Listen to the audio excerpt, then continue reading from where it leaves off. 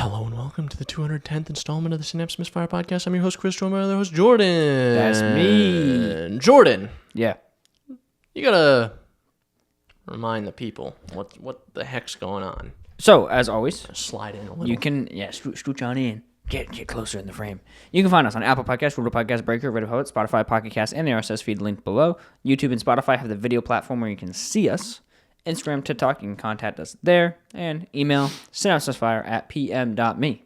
Comments, questions, concerns, and death threats. And death threats. Yeah. Jordan. Yeah. We went on a trip recently, a little vacation. Yeah. Like just the two of us, you know. A bunch of us. 10. This many. We transported 10 fucking people. It was amazing. Yeah. And that's why we did, last time we recorded, we did 2. So we haven't had an update in like a while. Yeah, like 3-4 weeks. So,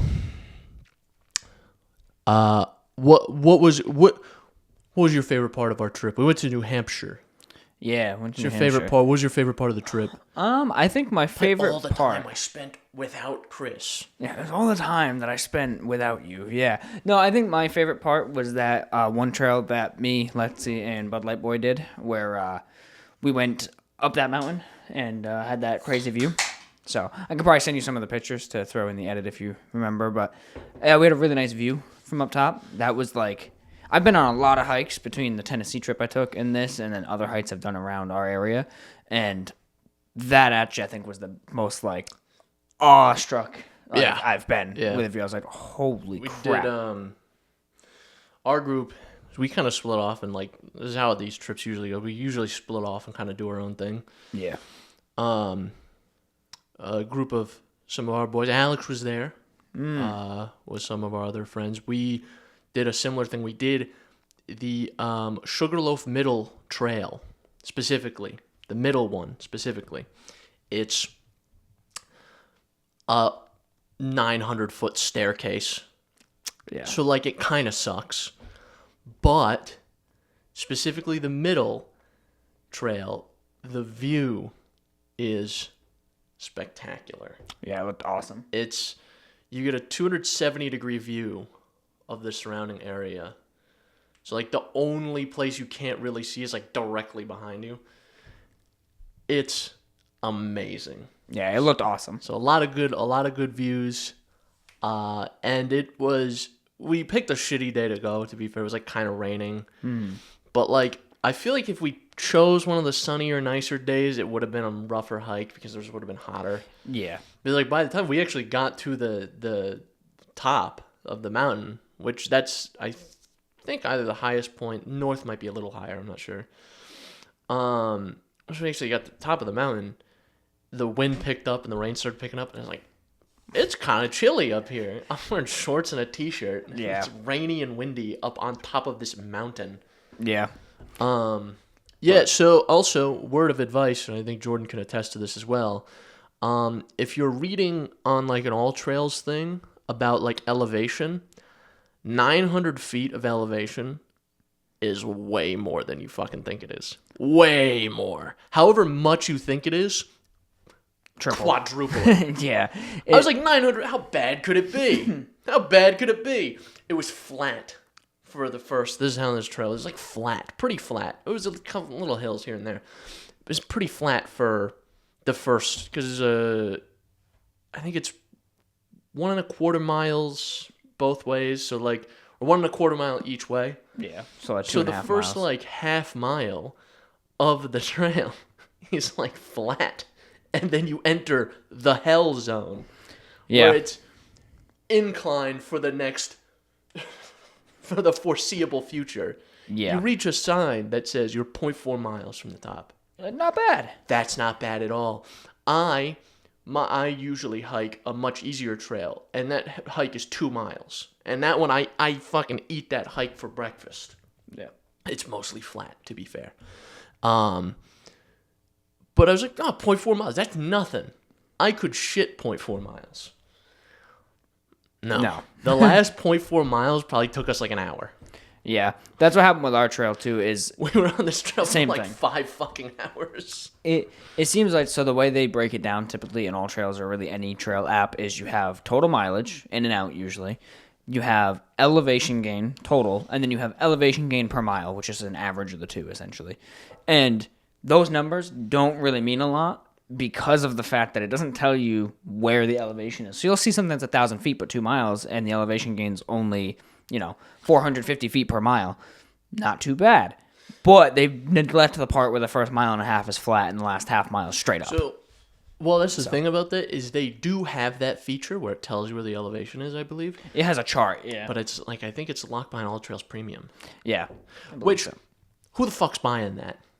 Who's buying All Trails? If you're an All Trails Premium subscriber, that's one of the tags I'm going to put. If you're an All Trails Premium subscriber, kind of mush-mouthed it the first time, let me know. Email me personally. My personal email, my phone number, call me. It's on the screen right now. Yeah, we got to talk about some things. As I put Jordan's phone number on the screen. It's my phone number, yeah.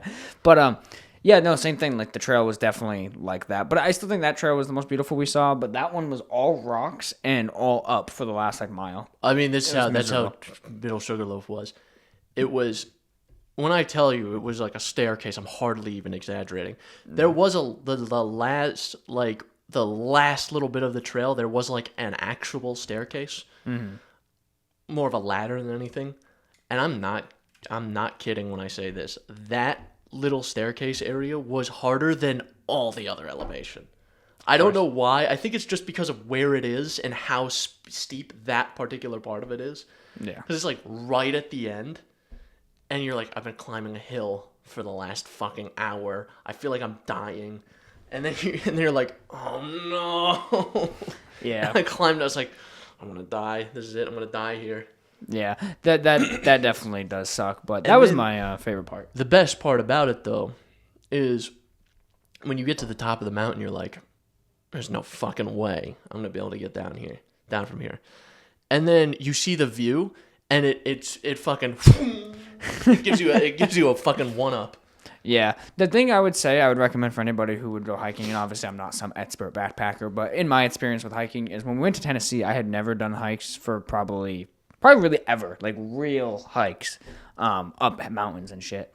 And I found that obviously going up was really hard, but by the time you would get to the top and then go back down, you'd be so shaky. Your stabilizer muscles would be so fucked that you'd be like vibrating your way down the mountain. Yep. So I would suggest that if you're going to plan on a trip where you do heights, start hitting legs, like use dumbbells and hit legs, because I started doing that before this trip and I had not a single leg issue on any of those trails at all. Yeah, I didn't get I feel like my legs started to get a little shaky on the way down, like pretty close to the end of the actual downhill portion though. Yeah. Get hiking sticks too. Apparently they're really good for you. Hiking sticks would probably have been, because it's better for stabilization and probably would have mitigated a lot of that.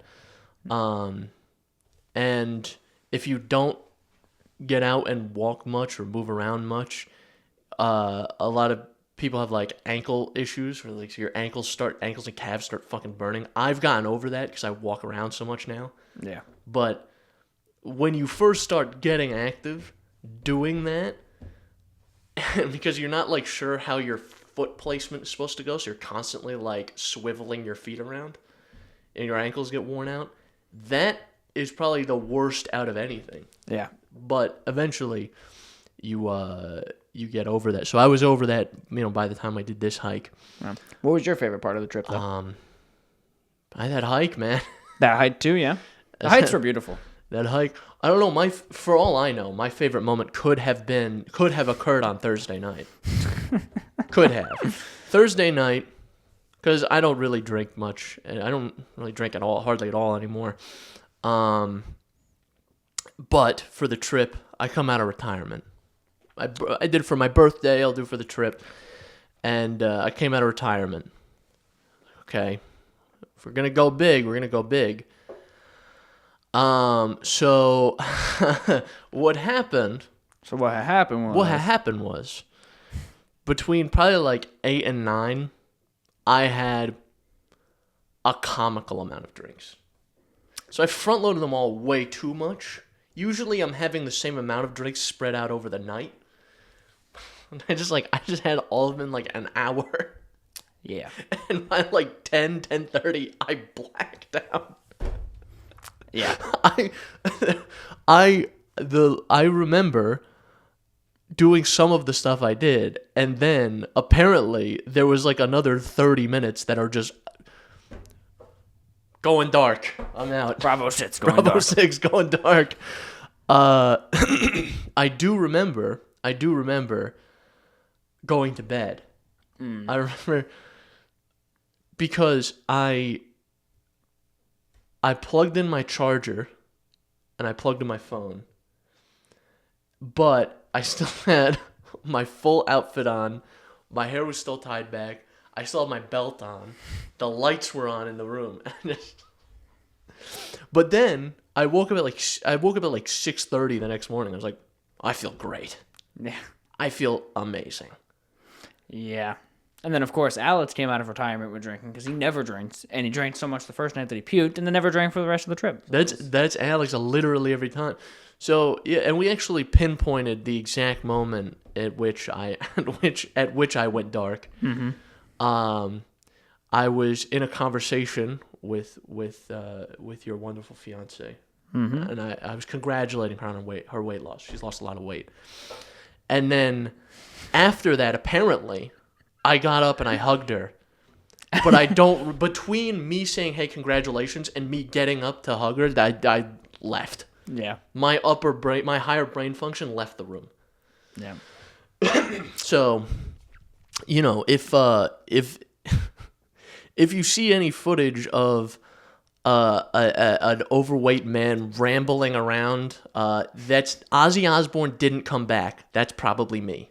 Yeah, Chris did a whole Ozzy skit. I did. I pulled my hair down. I had sunglasses. I don't know where those sunglasses came from. It was our other friend's. Okay. I was like, these just spawned in my hand. I don't know where the fuck they came from. What happened was after the hug, we were sitting on this little like bench thing by the window, the sill, and that's where you came over for the hug.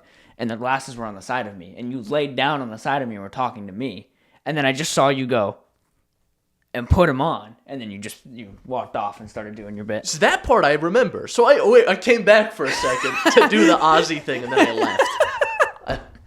I remember that fully. Yeah. I remember there's a great picture if I remember. I'll be listening to this. Hey Chris, put that one picture from Jordan's disposable camera in. It's a very good picture of just me. Yeah. I'm like this with the sunglasses on. Yeah, that picture was awesome. That picture was really sick. It's like, it's a picture of Ozzy after he got kicked out of hell for eating all the bats. That's funny. I really like that picture, actually. That one came out great. I like that and the one of Alex with the mudslide. So it was a lot of fun. It's a good trip. And the house was fantastic. Is the only Airbnb we've been to that has it seated what it looked like. Fantastic. Like I feel like the very first one we did, the one in that was Vermont, right? No, the one that we did. Monterey. Yeah, that was ass. That one looked 10 times nicer on the listing than it did in person. Vermont looked like a lot better, maybe like twice as good as it did in person. Maine, I think, was about on par with the listing. Maine was like 1.5x. Yeah. This one, I feel like, looked shittier in the listing. Yeah, in the listing, this just looked like, it's just like a house. Like, okay, whatever. It serves a purpose. It's just a house. Ended up being a very, very nice house. And the house was so large, there was an entire floor of the house I was on once. Yeah. Like, the first day, there was kind of 3 floors, but one was like kind of a basement thing, but also kind of a floor. Yeah, it was ground level with the backyard. Yeah. But under the front yard. So the first day when we were walking through the house, I went to the second floor, the top floor. I'm looking around, I'm like, interesting. And that was the last time I went up there. Yeah. Like I had no reason to go up there. It's just bedrooms. Yeah. What am I going to do? I was like, I'm going to go, hey, Jordan. Yeah. Hey, Jordan. What do you want? You sleeping? No. Any good dreams lately? No, shut the fuck up. As I curl up at the foot of your bed. Like a little dog. Letsy's arm reaches around me. I'm like, her arm's hairier. What the hell's going on? It's Hey, Jordan. Chris. Hi, how are you? Oh boy, 3 a.m. Yeah, no. The only thing this house missed, which it's not that it was worse for this because we knew it didn't have it, is I wish it had a pool table. Like downstairs where that second kitchen was. Pool table there would have been peak as fuck. And also a hot tub would have been nice. Hot tub would have been nice. But for what it advertised, not because I care, but I know a lot of other people did. Yeah, but for what it advertised, it was perfect. We played Monopoly, and things got heated. That was a shit show. Two simultaneous games. We had, in my game, because this is actually good, because I was in one game, Jordan was in the other. So in my game, what happened was I just got fucked the whole game. It was, all right, let me go, bop, bop, bop. Oh, go to jail. Bop, bop, bop. Go to jail. Okay, go to jail. And no one's landing on my properties at any time unless I'm in jail, so I can't collect rent. Horse shit. So, what eventually happened was I formed a coalition with one of our friends. We formed a joint company.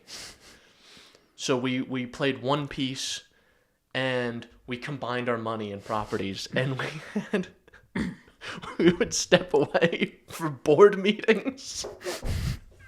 And I know Alex told me about this afterwards. Alex was getting fucking pissed about this. Yeah, because we would disappear for like 45 minutes. Alex was so to go mad. do a board meeting. And it was in the bathroom, by the way. Yeah. So we were pulling other people too, as like, oh, come here, we were on the advisory board. Come here. And it was to like buy a property that was like $100. It was to spend like $100. We were in this board meeting for like half an hour, and I was like, guys, we lost. We lost the game. That's it. We're cooked. Yeah. We eventually lost. Is what it is, right? But that was kind of how ours went. Yeah, I couldn't do anything, and then we formed a company. Yeah, ours was a lot less chaotic, but still comical in a way. Because the table for us was me, Lexi, Bud Light Boy, and his fiance, and we were playing. And usually I'm all right at Monopoly. I make my way. I started off hot. I got 2 railroads. I got Boardwalk. I was like, yo, I'm cooking everyone this game. And then I was the first one out. So amazing. And the way it went down kind of sucked because Bud Light Boy, I hit one of his properties, and I didn't have enough money. So I was like, you know what? I'm going to give him Boardwalk. No one had landed on Boardwalk the whole game. I was like, I'm going to have to give it to him. I have nothing else to give him. And he let me stay in the game.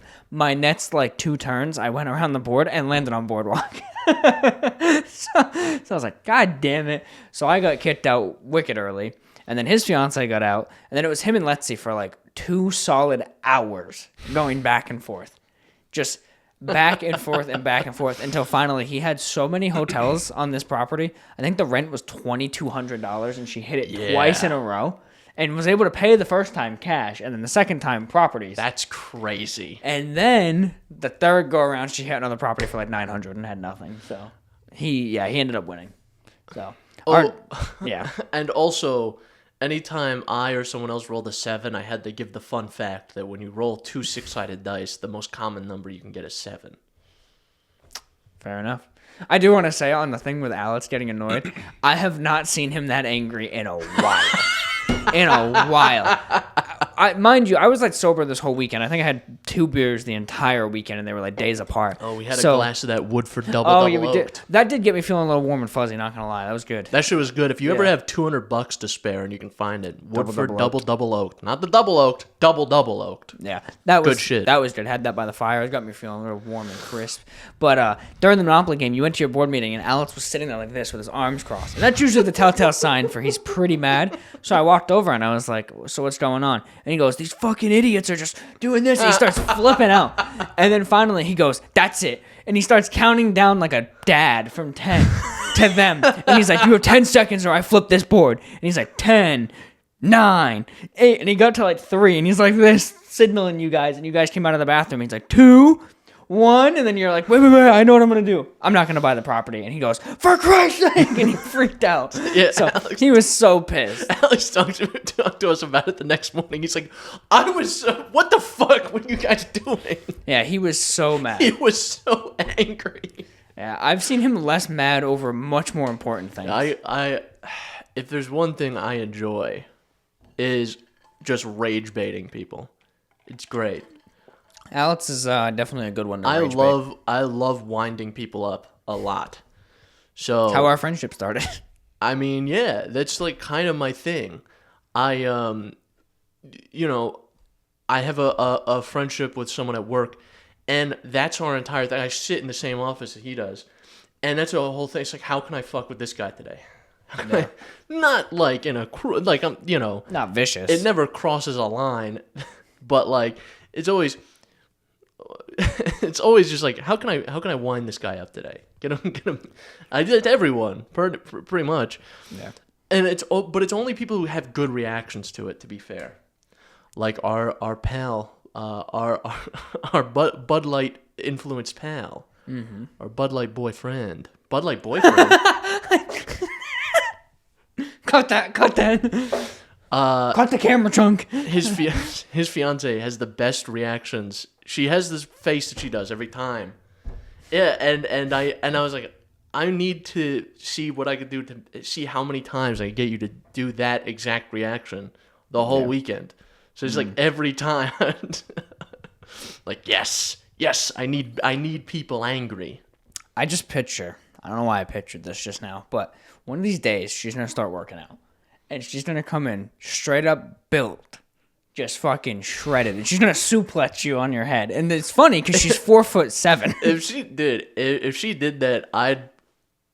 Yes, master. I'm sorry. I'd be dumbfounded. Because this was a discussion that we had there, and I think we've had before. I was like, if you full force, no hold bar, just punch me in the jaw, like right hook straight in the jaw, put all your weight into it, how much damage do you think it would do to me? I think it would stun you, and that's about it. With her, probably nothing. Like Jordan, he's got a little muscle on him now. Yeah. You know, he's got a little, and he can throw a little more into it, and so I feel like that would do some damage. Yeah, I don't know. I feel like the jaw is tough, right? Because like it doesn't take much. It really doesn't if you get good contact, you know. Right. So I really think she could stun you. I don't think she could KO you if she tried. After a couple hits, sure, but like one real good weight behind a hook, because I think she's like 90 pounds. Yeah. So like, I don't know.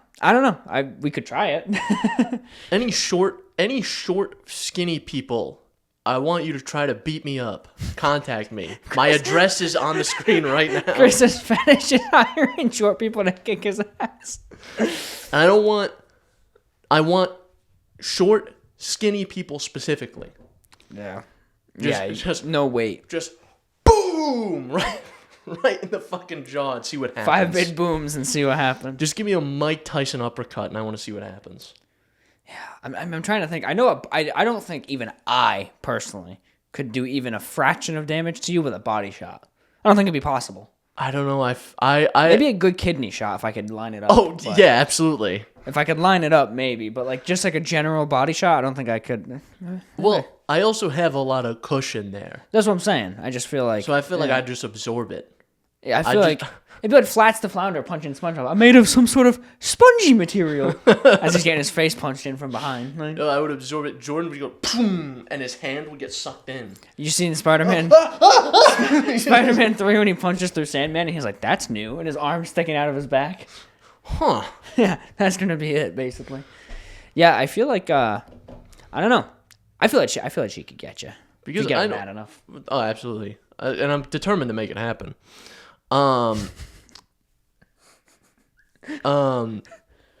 think, because I don't know, from my point of view, I don't know how to fight, but I just have a lot of weight to put behind it. So, and I'm like, throw some wild haymakers. Wide, so I can kind of do that, and that's the only advantage I have, really. I feel like I have like fucking negative upper body strength. So.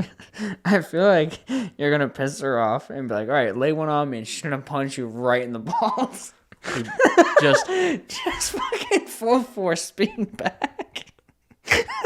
you see, You just hear a squelching sound as it implodes. Oh my god. So yeah, let us know if you're a small, skinny person or a child or something, and you want to hit me in the face. Let me know. Specifically the face. Yeah. No. I feel like it would take a bit. We've lost the plot already. We've lost the plot. Yeah, so the trip was fun. Chris threatened women good. the whole time. I didn't. There's no threats levied against. Well, there were probably threats levied against some people, Fair. but I only did rage baiting. Yeah. On the trip too, Letsy really enjoyed your guys' duet. Actually, Really? that was really fun for her. Yeah, I thought it was. She I thought talked it was about it for like nice. an hour on the drive back home. So, yeah. I thought it was nice because we were out on the balcony. It was like the last night. It's just like we were just shitting around. Actually, And, let's tell the true story. Our friends were fucking us over, not taking a goddamn we picture. were trying to take a fucking group photo. It's like, hey, dickhead, we're running out of light here. The and sun it's just is the setting. 3 of us out on this, and we're not gonna have time to do it tomorrow morning. So like, let's go. But then we were just hanging out. We were just shitting around on the balcony, and then we did this little duet. I think we did the national anthem first. That was the first one, yeah. We did this little duet. And I was like, man, we should start a band. We should start a band for real. Yeah. Yeah. And like I said, Jordan can be there on the switchboard like this, and he can settle any creative differences we inevitably have. Right. Because Jordan can step in because he knows. I feel like he knows best how to handle me and my creative. Rope. You know how to bring me back in. Yeah. No, it was actually fun though. It was definitely fun watching you guys do that. So it was cool. What was the other song you sang? I think we did "Creep." I was just saying, I know "Creep" was in there, and then there was, I thought, another one. Probably. We would say a little. I thought that was fun. Little tune. Little tune. I played some football with Bud Light Boy at one point. That was fun, except for the fact that the yard, mind you, was like a hill. It was like a mound. So I think like a pitcher's mound, but times 10 in scale. It was like a hill, but also, if you went too far, it was like a sheer fucking drop. Oh, I know very well about that sheer drop. Bud Light Boy was dying at one point laughing because the ball went over, and I was like, oh, I see it. And I jumped in, and my head went under, and then I popped back up. I popped back up to like here. And he was like, I thought you died. I thought we lost Jordan there. I literally looked like I went skydiving. So That's fucking insane. It was actually, we eyeballed it together. We agreed it was about an 8.5 foot dip on one of the sides. It just like it went like a little down and then just sheer It's like drop. a frightening fall. Yeah. So that's it's how it is. Yeah. There's a word of advice to anyone. Not anyone, but like anyone who wants to do this. If you want to play D&D, and you want to capture the authentic feel, like, okay, I want this to be authentic. We're gonna do a pen and paper game. Don't. Or make the characters ahead of time. Or have everyone spend a week with your players making characters ahead of time. Yeah. So we didn't play, but we will soon. Yeah. Yeah. We will soon. So yeah, just a word of advice. Unless you have a group of people who like all know what they're doing, then it's just which we kind of had, except for 3 people? Yeah. Or 2. But it still just took a lot of time. You know, it's a lot of herding cats, and also that was the day I went on a hike, so I felt like I was dying already. I was dying of tired. So I was mixing up words. I was trying to do math, and I was like, my brain is not functioning right Well, plus now. you had one player's handbook, so it was like, hey, Chris, look at this. And then the other person's like, hey, look at this. And you're like, hang on. So I tried to do a round table where because I have some experience in the DM's chair. So like I'm gotten pretty good at handling these sorts of things. Yeah, but that's just a lot. I think I have like kind of a teacher type mentality with it when I play, and I'm okay in a minute. I'm resolving this first. And then if you ask again, you get shot. And I say, shut the fuck up! Shut the fuck up! Flip the table. I'm out of here. I've gotten, that's the only time I turn on that mode. I have like my teacher mode. Yeah. Where, okay, in a moment, we're doing this, it's his turn now. Let Jimmy have a turn. Let Jimmy have a turn, and then I'll get to you in a moment. Yeah. Yeah. No, I had said that to you beforehand of like, we should have just had people use the app and generate. Oh, you're not wrong. Characters. You're absolutely correct. And then if you wanted the pen and paper feel too, it could have been like, all right, make your character in the app and then transcribe it. And then I use the paper. acknowledge, even before I acknowledged that you were that might correct. be a good idea. Yeah. And I had that thought already. And I was like, nah, I'm not going to do that. It also didn't work in your favor that the night we tried to do it was the one night that was adequate for a fire, and it was the last night.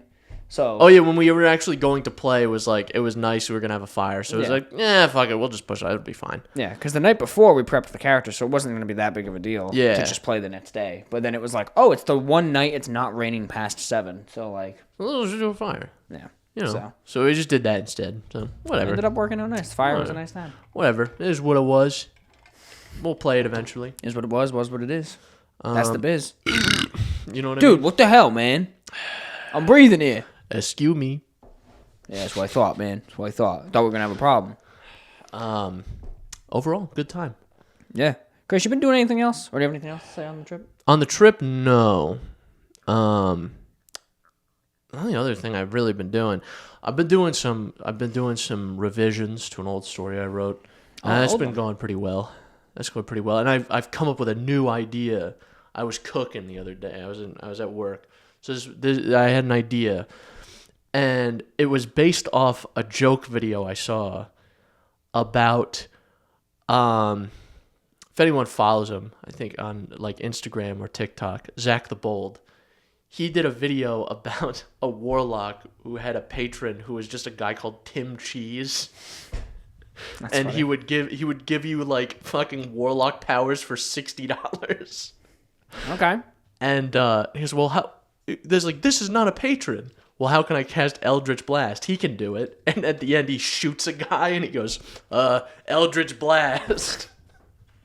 Anyway, moving on.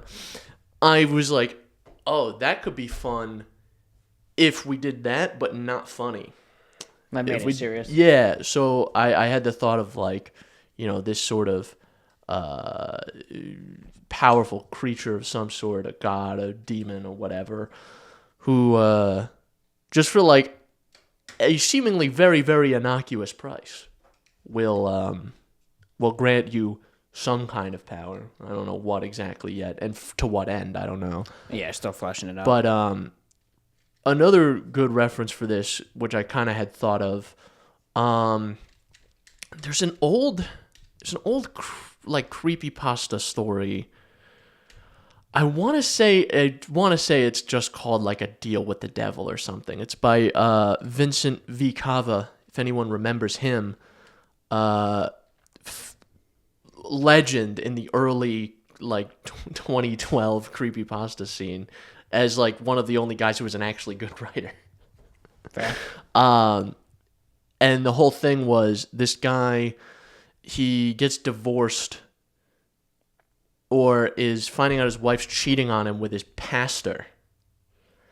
And he's gonna kill himself. And then, right when he's gonna do it, the devil shows up. Like the devil from the Bible shows up. But it's just like he's disguised as like some guy. So he's like, but he's upfront about it. He's like, yeah, I'm the devil. I'm going to make a deal with you right now. And the deal was, instead of killing yourself, why don't you kill the preacher and your wife? And then all I ask is that you do me like a little favor. And at the end, if you want to read it now, because I'm going to talk about the end.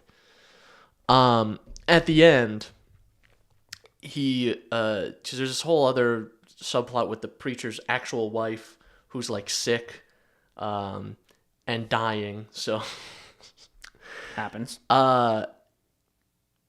And what happens at the end is the guy gets away with it because the devil's involved here.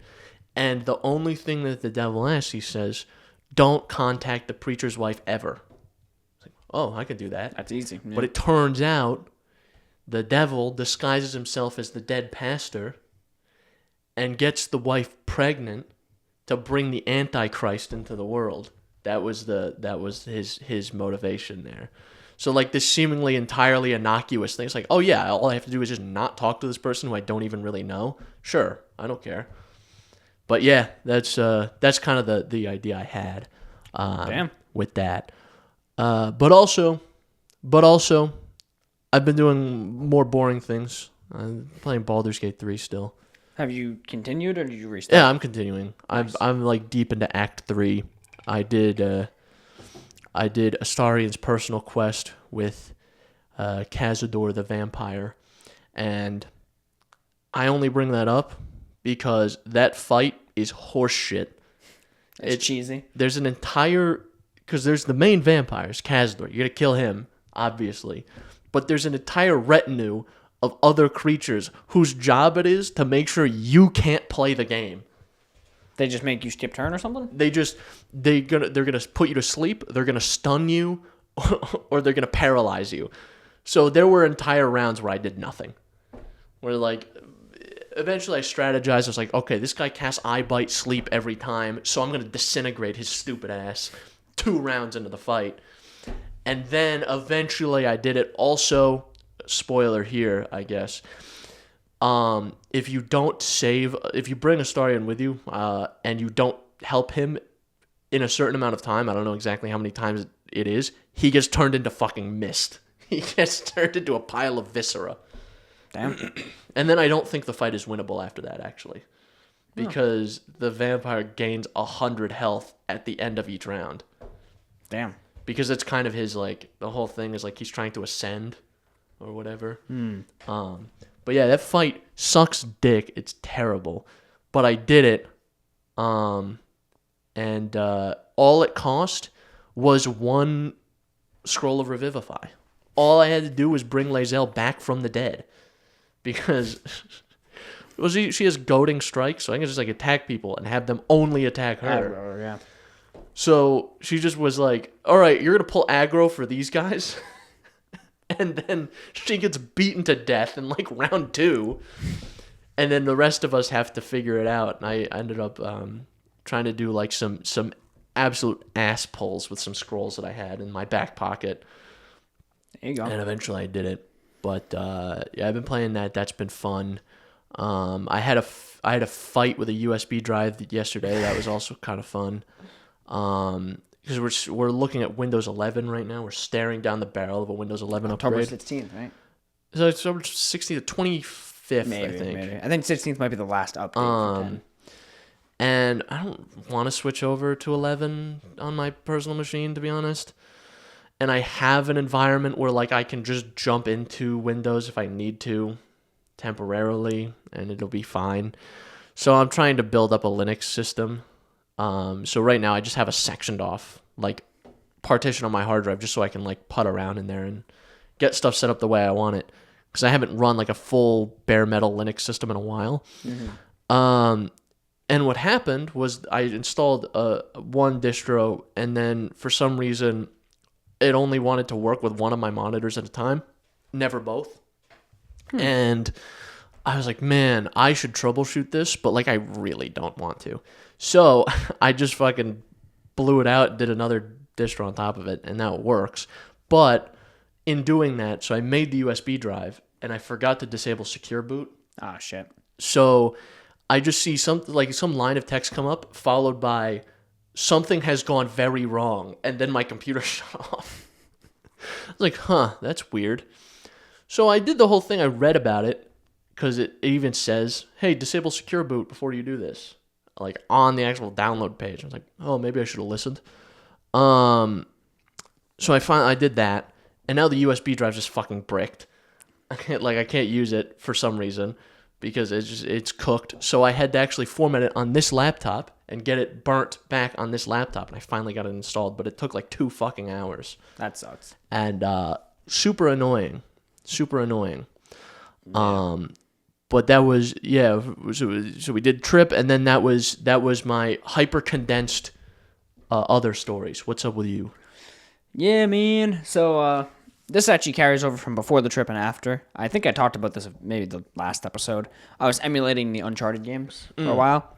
So on the trip, actually, I beat Uncharted 2. I didn't beat it. I got pretty far into it, and then I beat it when we got back from the trip. So I beat Uncharted 2, started emulating Uncharted 3. But in that time, a new game came out. So I kind of put the Uncharted emulation on the back burner for now. And I told you a little bit about this game before we recorded, but Chronos, The New Dawn. It's essentially the Resident Evil 4 remake in Dead Space. That's essentially like what it's going for. Interesting. It's more Dead Space than Resident Evil 4, but like controls wise and like how it plays is more on the Resident Evil 4 side. So it's a pretty good game. The narrative's a little confusing but cool. So far it's left a lot in the air. I'm about 10 hours into it, so I think I'm probably a little over the halfway mark. And it's got a really cool narrative where seemingly you're like this being from what's called the Collective. You're this being called the Traveler, which is kind of like space robot person who can go into this planet that has basically fallen into ruin and find rifts and then time travel through that rift to like either a different reality or a different time period. I think it's a different time period more than a reality. And you're basically going through and you're acquiring people's essence. So like scientists and doctors, you're stealing their essence from that time period and uploading it to the Collective. And I don't know what the whole master plot is here yet. They haven't really let much on as like why you're even here doing this. It seems like it's part of making like a utopian society, possibly. I don't know though. But everyone seems to hate you. They're just like, oh shit, this guy's here. Like they're evil. So get a load of this guy. So I think it's going to turn out to be one of those stories of like, I'm helping the Collective so we can have a utopia, but we're actually like a dystopian entity, essentially. Yeah. I think it's going to turn into one of those or whatever. And there's like allures to you causing all this havoc. I should have read the full company name. It's the Evil Collective. Oh no. I thought the E stood for Eli. Oh no. So, yeah, so the game is really good. It's a UE5 game, and performance-wise, it's actually probably the best Unreal Engine 5 game I've played, optimization-wise. It runs phenomenal on the Ally, and I've heard it runs pretty good on the Steam Deck as well. So that part of it's good, but I am having like issues with crashes and stuff, and it just brings me back like full circle. We talked about this a little bit before we started, of like, why wasn't Unreal Engine 4 good enough, man? Like, I just feel like games have gotten marginally graphically better and have gotten exponentially worse performance-wise. Yeah. Like, we went from having games that looked very good and like almost like CGI to games that look more like photorealistic and not quite CGI, but they run like dog shit. And I also said this in this conversation we had before the show, and they feel like shit to play a lot of times. Yeah, there is a weird like weightlessness to a lot of them. It's because obviously in most cases when you're playing a first-person game, you are a camera on a set of legs. Great. But it just feels, playing any UE5 game, it feels like you're a camera, and that's it. Because like Doom kind of has that where it's like it's fast-paced and kind of has a little weightlessness in the movement, but it feels really good. Because everything else is moving at 500 miles an hour. It's by design. And you're like constantly picking shit up and ripping it apart and blowing people away with a shotgun and whatever. It's like I'm just trying to cast a little spell with my little wand in like Avowed. I feel like I'm a ghost. I'm a specter right now, floating through that. I feel like I'm in spectator mode. I feel like I'm not. It feels shitty to play. It feels like not good. Yeah, and I feel like some games try to do it in different ways, but there is still like this weightlessness, like you said. Like RoboCop, that's an Unreal Engine 5 game, and that game has really good sound design for movement, and also it has like a camera like as you take a step, right, which helps to sell that sort of weighty movement, but you do still very much feel like a camera with an arm sticking out of it. Because I do firmly believe that there has to be mechanics in UE5 to make this feeling either less noticeable or go away entirely. It's just the dev teams, I feel like there's not a lot of incentive to do shit like that. Right. Or like they don't give a shit enough to do that. Yeah, fair. Yeah, I do feel like there's that weird weightlessness. And like Chronos, I think kind of has that, but like I think it's probably one of the least like egregious about it. Maybe because it's third person, which like a lot of UE5 stuff is third person shooters and stuff. But there is definitely like a little bit of character weightlessness, but also I think the sound design, the animation all kind of does work a little bit to give you that feeling. And I think it helps when it's a game like that where you can't jump or anything. Because I think that's where a lot of the UE5 stuff loses me.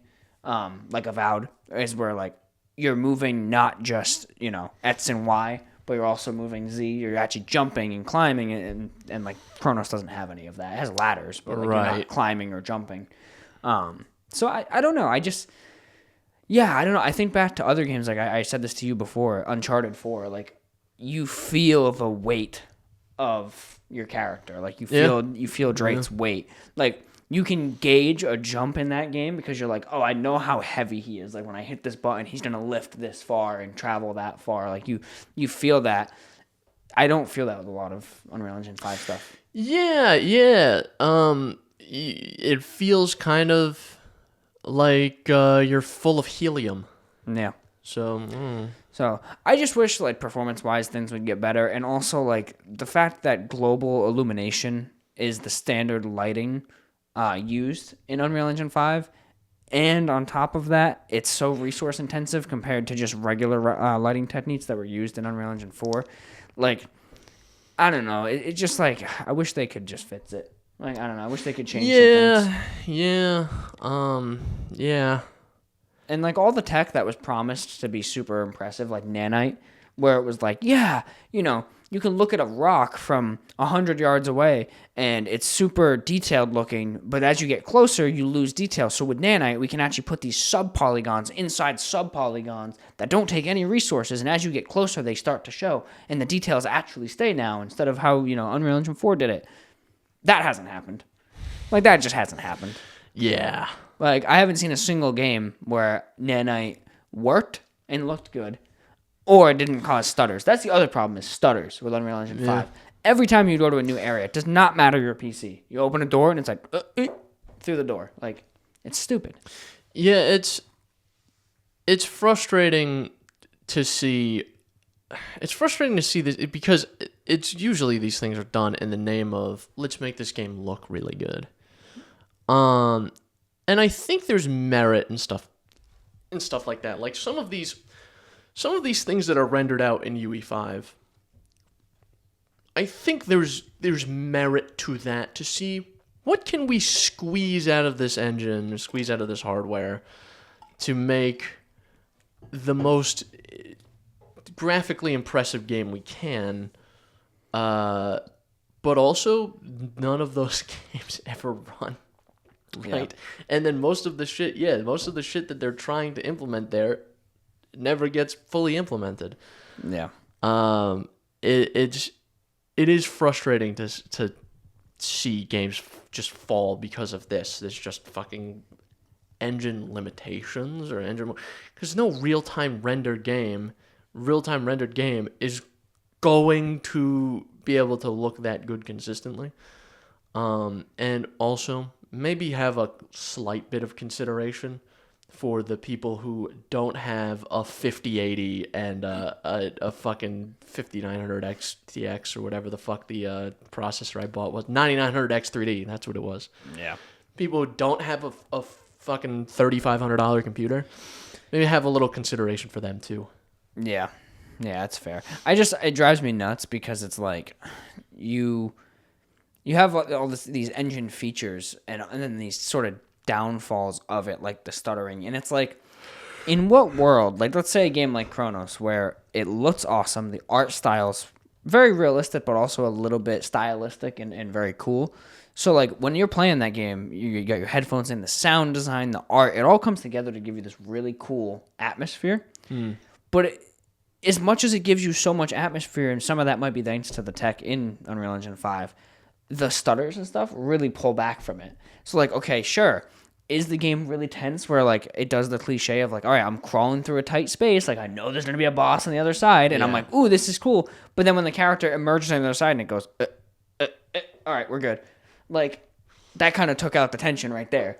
When if you just made this game less realistic looking and kept your art style and didn't have stutters, it would have sold that way harder. You know? Yeah, if we're not trying to load in 385,000 4K textures or 8K textures or whatever the hell. Yeah. So, I think there's push and pull. I understand that there's a lot of casual people out there who play games that will see something like GTA 6 and a blurry texture will appear and they're like, this game's graphics suck. Because they just don't understand, like, no, the game still objectively looks fucking remarkable. Like, people were critiquing the trailer because there was, like, a blurry texture when there was an airplane. Because it was rendered in-game, they said in the trailer, on a PS5. There's an airplane flying over, and the highway texture, you can't see, like, the stripes for the road. They're not rendered in. And people were like, wow, that looks like shit. Are you... Okay. And, like, I get there's people like that, but also, most regular, like, normal people who aren't stupid are going to appreciate a game that runs incredibly well and has good style as opposed to just, oh, wait, yeah, this looks like Norman Reedus on the game, but it runs like dog shit. And that's not saying Death Stranding 2 does, because it doesn't. It runs great, but that's my point. I'm also, yeah, I am sick of the hyper-realism a little bit because I see real life every day.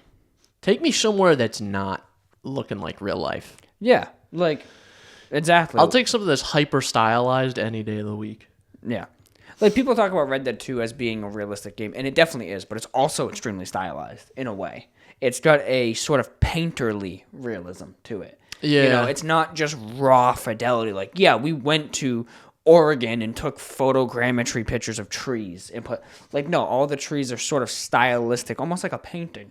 Like, if you actually, go up on a cliff in that game and overlook the outlook, like, yeah, it looks very realistic. But it more so looks like some artist's imagining of like what a beautiful landscape would look like using reference from that, that time period. But it's very painterly and sort of pieced together like that. Yeah. It's not just, oh, yeah, this game takes place in Oregon, so we have just pictures of Oregon that you're And also, Arthur Morgan feels like he's attached to the ground too, by the way. Very much so. Sometimes too much. Not to put too fine a point on this gameplay thing. It's just I've not played games that have so little weight to them. Yeah, it feels like you're hyper, and maybe it's more noticeable because of the hyper realism in most of them. Maybe, yeah. It could be one of those things where like, okay, Arthur Morgan looks very realistic, but it's still very clearly like a video game character in the way he controls and feels, and like you can tell they're emulating life as opposed to like a real movie or something, and. In all these other games, it's like we're going for this hyper-realistic approach, but the character physics aren't quite up to par, So, also, Chronos, back to that real quick, gets like an automatic 7 out of 10 because you can collect cats in that game. So, just saying. Like, just, you're mine now. No, so essentially you'll be walking through this horror landscape and you'll just hear, meow. And if you follow the meow, it'll just be a cat. And each one has a name. So you'll walk up to it and you pet it. And it'll be like, you've unlocked Gus. And you're like a weird, like I said, robot bitch. So she'll be like, here, kitty. And like petting this cat. And then they give you like a rare item. And then all of a sudden when you get back to your like hub area, they're in your office. They're just on shelves and shit, just like hanging out. So that's fun. I like that. It's fun for a horror game. And it's just because Bloober loves cats. So I love them for that. But Chronos New Dawn, really good game. I suggest you check it out. Maybe not now while it's full price, but if you're looking for a good Dead Space / Resident Evil hybrid thing that runs well, looks great, and is, I would say, probably more narrative than gameplay. The gameplay is probably weaker than the narrative in this one, a little bit. Then go for that. Also, yeah, you said there was like, you're dealing with rifts or whatever. And you said it might be like rifts and time. It's definitely rifts. It's called Chronos. It's a Chronos thing. Oh, fair. Yeah, it's a time thing. Yeah, that's fair. I don't know if it was like Chronos the timekeeper, right? Yeah. I don't know if it was like a Planet of the Apes meme kind of thing where it's like not Planet of the Apes with the hyper-intelligent monkeys, the old Planet of the Apes with the hyper-intelligent monkeys, but it's a guy who ends up traveling forward in time instead of to a different planet. He finds out he's on Earth, and it's like 10,000 years in the future or something like that. And there's that scene where he finds the Statue of Liberty, and he's like, "No, you bastards, you blew it all up." That's been parodied 10 million times. That's funny. I can't even say I've ever actually seen that. That's really funny. Yeah, well, I only have seen that movie because I was looking for Rise of the Planet of the Apes, and I found that one. That's funny. Which, by the way, stupid name, because we're already a planet of apes. We are ape. Fair. So, I feel like I would have liked a better, taxonomic classification, but what are you going to do? And also the names of those movies got really long. Get a load of this guy. Rise of the Planet of the Apes, Dawn of the Planet of the Apes, Fall of the Planet. Fucking War for the Planet of the Apes, Dick for the Planet of the Ass. Like, I don't know. Ditz and Ass for the Planet of the Ass and Dick. I think there was a game based on the first movie that was called, like, Rise of the Planet of the Apes, the video game. Yeah, I think so. Actually, they had a VR game called Dawn of the Planet of the Apes, and or VR. Didn't that one make people horrifically ill? I don't know. I played it. It was fun. It was actually fun. It was like a short VR experience. It was like, I don't know, 3 hours. But it was actually one of the best VR things I had played at that time. So you're like a VR monkey, right? Yeah. And it was before like things like the Quest. It was, I think, a PSVR and a Rift game. And, so nowadays, like climbing in VR, that's standard. Right? Shooting guns in VR, that's standard. It wasn't like that at this point. Like getting a good feeling shooter was pretty rare. And then climbing, also very rare at this point. And that game had both. So and it had a pretty interesting story. Pretty sure you're like with your uncle, your monkey uncle, and he gets shot at the end trying to save you. And he's like, "Go on, save the Planet of the Apes." And then it gives you the title card. And that's how the game ends. So it was a good time. So that's it, huh? We're just some kind of Planet of the Apes. Exactly. So yeah, that's what I've been playing. So I've been doing. The rest has just been fucking going through the motions, man. Yeah. Trying to survive. Yeah. I've just been getting. I feel like I've been in a fucking ball flattener machine for the last month. Working at the ball crushing factory. Yeah. I've just been. I go into work. I feel like I've been put between two pieces of metal and there's a hydraulic press pressing. Yeah, I'm at that point where I'm just getting fucked. I'm just so busy with everything. Yeah, I'm at that point where I'm gonna be honest with you. Like, I genuinely spent a long time on the drive here, like probably 80% of the drive, genuinely thinking to myself, like, could I make it if I just bought a van and just started trying to get like remote work and lived out of a van? I don't live in the trunk of my car. Like, I genuinely thought about that way longer than I should have. So, I'm at that point in life right now. Let's become van life influencers. Well, that's what I was thinking. I was like, man, I feel like this would at least be more fun. Even if I was broke, at least I'd be on the road seeing cool things. What's up? This is Chris and Jordan Van Life. This is what happens when you take 3 people and put them in one van. And it's just a bloodbath. It's like, after 2 weeks, Jordan and I got into a physical altercation that ended with both of our deaths. This was pre-recorded, actually. Here's the CCTV footage, and then it ties into our camera. We're just fucking real footage. It's real-time footage. It'd be one of those things where guys will just have, like, a live stream that goes for whatever, and they're just live streaming their daily life. This is Chris and Jordan's Van Life live stream. What happens when you put 2 guys in a van for an extended period of time? And it's not even that long, like hour 16. It's footage of you getting mauled like a chimp. Like I'm mauling you like a chimp. I'm just die. Yeah. Yep, pretty much. That would track. You come back, no face. You stand up like Gus Fring. Straighten your tie. And then you're like, well, I didn't hear a bell. And you pick me up by like the fucking back of my shirt. Boom! Let's get 5 big booms. The van's driving down the highway by someone dragging you behind it. We're going at 95 miles an hour down the highway. You're suplexing me on the floor of the van. Pretty much. Yeah. Through the floor, you fucking bounce out the back. So yeah, look out for our upcoming van life channel, where it will end in both of our deaths, if we're lucky, or worse. Yeah, it could end up infinitely worse. We could survive. That would be infinitely worse. Fair enough. That's all I got. Remind the people, Jordan. You gotta. I was gonna say bye, but you gotta remind the people. You gotta remind them where we're going, what we're doing, where we're at. As always, you can find us on Apple Podcasts, Google Podcasts, Breaker, Reddit Public, Spotify Pocket Cast, and the RSS feed linked below. YouTube, Spotify have the video platform where you can see us. Instagram, TikTok, you can contact us and email us, synapsemisfire@pm.me. Send your comments, questions, concerns, and death threats. And hopefully you found this video because Chris put tags on it. That would be cool. Yeah. Yeah. All right then. Bye-bye. Bye-bye.